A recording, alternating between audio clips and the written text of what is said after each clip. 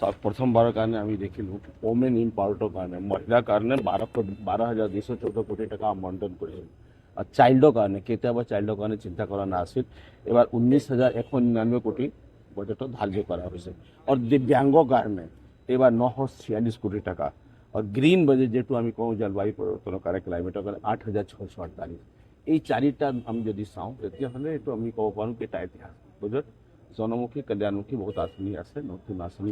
এটা দুটা কৈছে মেট্ৰ' ৰেলৰ কথাটো কোৱা হৈছে আমি ক'ব পাৰোঁ কি বহুত সুন্দৰ বাজেট প্ৰস্তুত আমার সমষ্টিত বৈদ্যুতিকরণ আন্ডারগ্রাউন্ড যেটা আছে ইলেকট্রিফিকেশনস হব আর বাকি জলের কথাটো আমি কালিও কৈছিলোঁ আজি পানী কথাটো উল্লেখ কৰিছে আমি ভাবোঁ কি আমাৰ সমষ্টিটোৰ উন্নয়নৰ কাৰণে ইয়াতে বহুত দিশ আছে মানে আপোনাৰ সমষ্টি এতিয়া বহুত লোকে পানী পোৱা নাই খোৱা পানীৰ অভাৱ হৈ আছে আপোনাৰ সমষ্টিত এই ডিচেম্বৰ মাহত চব ডিচেম্বৰৰ ভিতৰত আপুনি অধ্যক্ষ আছিল অসম বিত্ত নিগমৰ আপোনাৰ চব বাজেটটো না সব বাজেটটো আমাৰ জনমুখী উন্নয়নমুখী এটা বাজেট আছে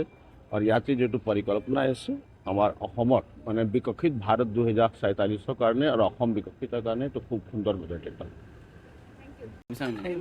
আজিৰ বাজেটখন খুব জনপ্ৰিয় বাজেট এখন সন্তুলিত বাজেট আয় ব্যয়ৰ মাজত এটা সন্তুলন বজাই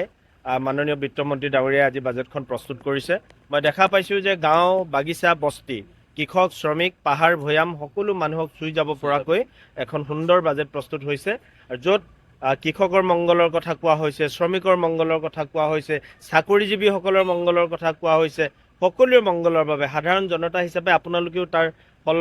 লাভ কৰিব ভাল ধৰণে পজিটিভলি গতিকে এটা উন্নয়নমুখী এখন বাজেট য'ৰ পৰা আমি এখন উন্নত অসম বিকশিত অসম আৰু আত্মনিৰ্ভৰ অসম এখন পাবলৈ অনাগত দিনত সক্ষম হ'ম